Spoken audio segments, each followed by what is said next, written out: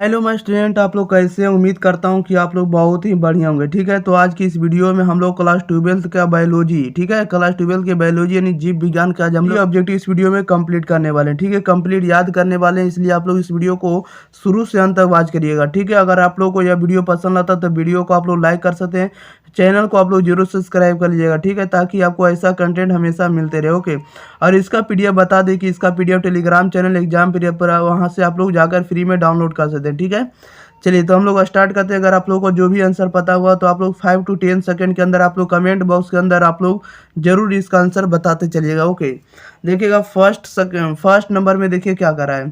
First number में कह रहा है कि शुक्राणु का संचलन किनके द्वारा होता है, बताइएगा। शुक्राणु का जो संचलन है किनके द्वारा होता है, तो शुक्राणु का संचलन जो होता है पूंछ के द्वारा होता है। डी राइट आंसर हो जाएगा। दो में कह रहा है कि जब नर आकृति में मादा से अधिक भिन्न होता है तब क्या कहलाता है, बताइएगा। कह रहा है कि जब नर आकृति में मादा से भिन्न होता है तब क्या कहलाता है, तब हम लोग उसे क्या कहेंगे, तो यौन द्विरूपता कहेंगे। Option number B right answer हो जाएगा। ठीक है, यौन द्विरूपता। ओके, नेक्स्ट क्वेश्चन देख लेते हैं। क्वेश्चन नंबर देखिएगा 3 नंबर में देखिए क्या कर रहा है। 3 में कह रहा है कि हिमोकोरियल अपरा निम्नलिखित में किस में पाया जाता है, बताइएगा। कह रहा है कि हिमोकोरियल अपरा जो है निम्नलिखित में किस में पाया जाता है, तो यह मानव में पाया जाएगा। सी राइट आंसर हो जाएगा। 4 में कह रहा है कि एक स्वस्थ महिला के पूरा जीवन काल में उत्पन्न कुल अंडों की संख्या कितनी होती है, बताइएगा। एक स्वस्थ महिला के पूरा जीवन काल में उत्पन्न कुल अंडों की संख्या कितनी होती है, तो कुल अंडों की संख्या 400 होती है। ठीक है, एक महिला जो पूरे जीवन काल में इतने अंडे को क्या कर सकती है, उत्पन्न कर सकती है। ठीक है, option number B right answer हो जाएगा, 400। ओके, नेक्स्ट क्वेश्चन देख लेते हैं। क्वेश्चन नंबर देखिएगा 5 नंबर में कह रहा है कि गैस्ट्रुलेशन वह प्रक्रिया जिसमें क्या होता है, बताइएगा। गैस्ट्रुलेशन वह प्रक्रिया जिसमें क्या होगा, तो जिसमें कोशिकीय गतियां होती है। ठीक है, option number C right answer हो जाएगा। जिसमें कोशिकीय गतियां होती है उसे गैस्ट्रुलेशन प्रक्रिया कहेंगे। क्वेश्चन नंबर 6 में कह रहा है कि स्तनधारियों में निषेचन यानी फर्टिलाइजेशन की क्रिया संपन्न होती है, बताइएगा। स्तनधारियों में जो निषेचन की क्रिया संपन्न होती है, बताइएगा कहाँ होगी, तो स्तनधारियों में निषेचन की जो प्रक्रिया होती है, फर्टिलाइजेशन की जो क्रिया होती है, फेलोपियन ट्यूब में होती है, फेलोपियन नलिका में होती है। Okay, option number C right answer हो जाएगा, फेलोपियन नली में। नेक्स्ट क्वेश्चन देख लेते हैं। क्वेश्चन नंबर देखिएगा 7 में कह रहा है कि गर्भाशय किससे संबंधित है, बताइएगा। गर्भाशय जो है किससे संबंधित होता है, तो गर्भाशय संबंधित होता है मादा या स्त्री जनन तंत्र से। Option number B right answer हो जाएगा। देखिए, गर्भाशय हमेशा जब भी रहेगा तो मादा में रहेगा, मादा नहीं स्त्री में रहेगा। ठीक है, मादा के जनन तंत्र में। Option number B right answer हो जाएगा। 8 में कह रहा है कि कोशिकीय अवस्था में भ्रूण क्या कहलाता है, बताइएगा। कोशिकीय अवस्था में जो है भ्रूण क्या कहलाता है, तो कोशिकीय अवस्था में भ्रूण को मौरूला कहेंगे। Option number B right answer हो जाएगा।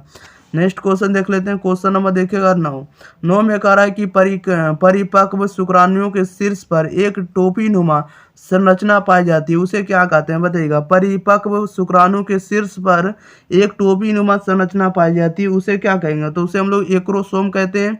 ये राइट आंसर हो जाएगा। नेक्स्ट क्वेश्चन देखते हैं। क्वेश्चन नंबर देखिएगा आप लोग 10 नंबर के, देखिएगा 10 नंबर में क्या कर रहा है। ठीक है, क्वेश्चन नंबर 10 नंबर में देखिए क्या करा है। 10 नंबर में कह रहा है कि सरटोली कोशिकाएं सहायक है, बताइएगा। सरटोली कोशिकाएं सहायक है, किसमें सहायक होती है, तो सरटोली कोशिकाएं जो सहायक होती है वो शुक्राणुओं की परिपक्वन में होती है। ठीक है, यानी शुक्राणुओं को परिपक्व करने में सरटोली कोशिकाएं सहायक होती है। सी राइट आंसर हो जाएगा। 10 में कह रहा है कि अंडाणु के भेदने से पूर्व शुक्राणु का परिपक्व क्या कहलाता है, बताइएगा। अंडाणु के भेदने से पूर्व शुक्राणु का परिपक्व क्या कहलाता है, तो उसे हम लोग कैपेसिटेशन कहेंगे। Option number A right answer हो जाएगा, कैपेसिटेशन। ओके, ये राइट आंसर हो जाएगा। नेक्स्ट क्वेश्चन देख लेते हैं। क्वेश्चन नंबर देखिएगा 12 नंबर में कह रहा है कि फेलोपियन नलिका का अंडाशय से निकटस्थ भाग क्या होता है, बताइएगा। फेलोपियन नलिका का अंडाशय से निकटस्थ भाग क्या कहलाता है, उसे हम लोग वायु कोष्ठिका कहेंगे। बी राइट आंसर हो जाएगा। 13 में कह रहा है कि अनुवांशिक कूट में कितने कूट होते हैं, बताइएगा। अनुवांशिक कूट में कितने कूट होते हैं, तो 64 कूट होते हैं। डी राइट आंसर हो जाएगा। क्वेश्चन नंबर 14 में कह रहा है कि द्विगुणित संरचना, बताइएगा। द्विगुणित संरचना किस में होती है, तो द्विगुणित संरचना आपको युग्मनज में होती है। बी राइट आंसर हो जाएगा, युग्मनज। ओके, नेक्स्ट क्वेश्चन देख लेते हैं। क्वेश्चन नंबर देखिएगा 15 में कह रहा है कि जिबरेलिन है, बताइएगा। जिबरेलिन एक प्रकार का क्या है, तो जिबरेलिन एक प्रकार का हार्मोन होता है। ए राइट आंसर हो जाएगा। 16 नंबर में कह रहा है इनमें कौन नर युग्मक से संयोजन करके भ्रूण पोष बनाता है, बताइएगा। कह रहा है इनमें से कौन जो है नर युग्मक से संयोजन करके भ्रूण पोष बनाता है, तो द्वितीय केंद्रक, option number D right answer हो जाएगा। 17 में कह रहा है कि मादा मानव के अंडाशय से अंडों का निकलना क्या कहलाता है, बताइएगा। मादा मानव के अंडाशय से अंडों का निकलना क्या कहता है, तो उसे हम लोग अंडोत्सर्ग कहेंगे, सी राइट आंसर हो जाएगा। नेक्स्ट क्वेश्चन देखते हैं, क्वेश्चन नंबर देखिएगा 18 में कह रहा है कि लेंडिंग कोशिकाएं पाई जाती है, बताइएगा। लेंडिंग कोशिका पाई जाती है तो विरसन की शुक्रजनक नलिकाओं में, ठीक है, यानी या तो शुक्राणुजनक नलिकाओं में कह सकते हैं। कह रहा है कि लेंडिंग कोशिकाएं जो पाई जाती है विरसन की शुक्राणुजनक नलिकाओं में, इसका राइट आंसर बी हो जाएगा, ठीक है। ये आपको किस में पाई जाती है, तो ये आपको मेल में पाई जाती है, ठीक है। ऑप्शन नंबर इसको बी राइट आंसर हो जाएगा। 19 में कह रहा है मानव में निषेचन होता है, बताइएगा। मानव में जो निषेचन होता है कहाँ होता है, तो मानव में भी निषेचन आपको फेलोपियन नलिका में होता है, डी राइट आंसर हो जाएगा, क्योंकि मानव भी जो होता है आपको स्तनधारी जीव होता है। ओके, नेक्स्ट क्वेश्चन देख लेते हैं, क्वेश्चन नंबर देखेगा 20 नंबर में कह रहा है कि किस हार्मोन द्वारा अंडोत्सर्ग नियंत्रण होता है, बताइएगा। किस हार्मोन द्वारा अंडोत्सर्ग नियंत्रण होता है, तो यह होता है आपको FSH एंड ALH के द्वारा, option number D right answer हो जाएगा।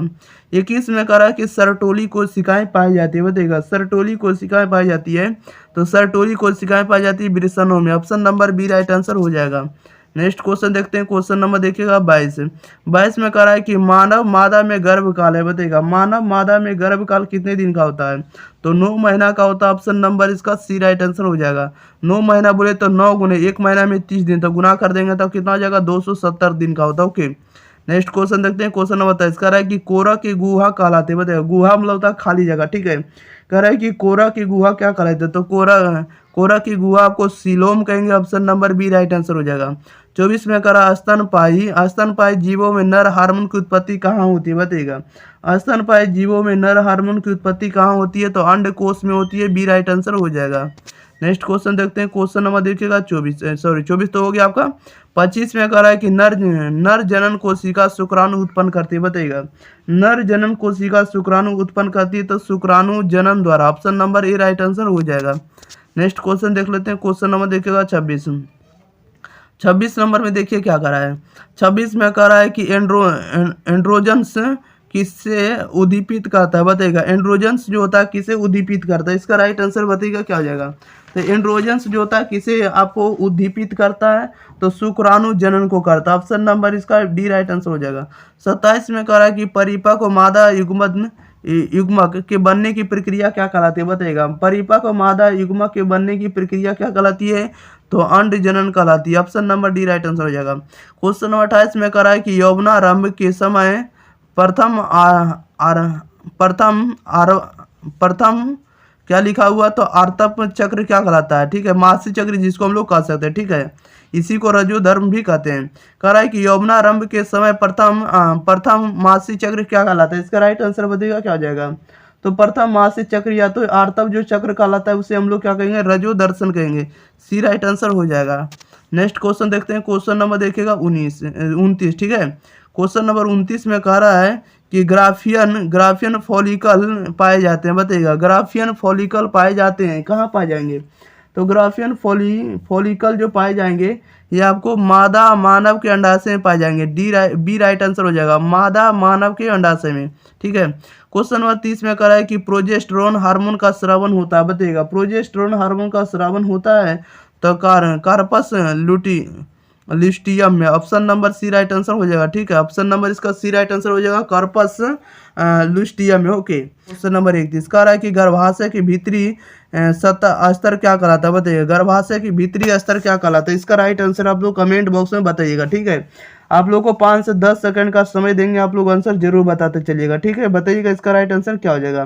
कह रहा है कि गर्भाशय के भीतरी स्तर क्या कहलाता है, तो गर्भाशय के भीतरी स्तर को हम लोग क्या कहेंगे, तो उसे हम लोग कहेंगे एंडोमीट्रियम कहेंगे, option number B right answer हो जाएगा। Okay, endometrium. क्वेश्चन नंबर 32 में कह रहा है कि अंडोत्सर्जन की क्रिया किसके प्रभाव से होती है, बताइएगा। अंडोत्सर्जन की क्रिया किसके प्रभाव से होती है, तो यह होती है आपको एलएच के द्वारा। Option number A right answer हो जाएगा। नेक्स्ट क्वेश्चन देखते हैं, क्वेश्चन नंबर देखिएगा 33 में कह रहा है कि गैमिट निर्माण को कहते हैं, बताइएगा गैमिट निर्माण को क्या कहते हैं। तो गैमिट निर्माण को हम लोग क्या कहेंगे, तो उसे हम लोग गैमिटोजेनेसिस कहेंगे। Option number A right answer हो जाएगा। गैमिट निर्माण को हम लोग गैमिटोजेनेसिस कहेंगे, ए राइट आंसर हो जाएगा। 34 में कह रहा है कि पूर्ण विकसित जंतुओं में सभी संरचनाएं विकसित होती है, बताइएगा पूर्ण विकसित जंतुओं में सभी रचनाएं जो है या सभी संरचनाएं विकसित होती है, बताइएगा। तो यह विकसित होती है जनन स्तरों के द्वारा। Option number D right answer हो जाएगा।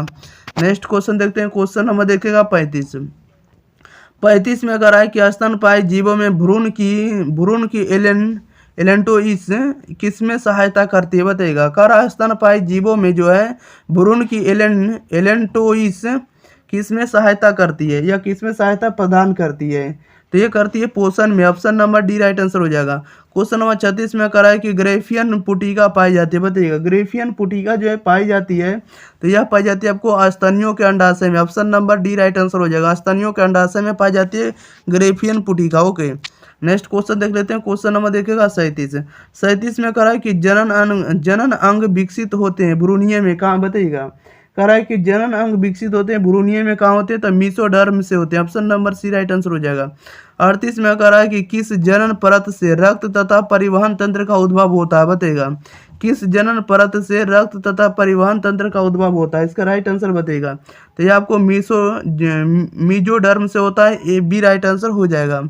नेक्स्ट क्वेश्चन देखते हैं, क्वेश्चन नंबर 39 नंबर में देखिए क्या कर रहा है। 39 में कह रहा है कि फर्टिलाइजन प्रोटीन पाए जाते हैं, बताइएगा फर्टिलाइजिन जो होते हैं प्रोटीन पाए जाते हैं, कहाँ पाए जाते हैं, तो यह पाए जाते हैं आपको शुक्राणुओं की सतह पर। Option number B right answer हो जाएगा। 40 में कह रहा है कि कार्पस लुटियम के द्वारा स्रावित होने वाला हार्मोन कौन सा होगा, बताइएगा। तो कार्पस लुटियम जो होते हैं किसके द्वारा स्रावित होने वाले हार्मोन होते हैं, तो यह होते हैं आपको प्रोजेस्टेरोन के द्वारा, सी राइट आंसर हो जाएगा। नेक्स्ट क्वेश्चन देख लेते हैं, क्वेश्चन नंबर आप लोग देखिएगा अगला 41 नंबर की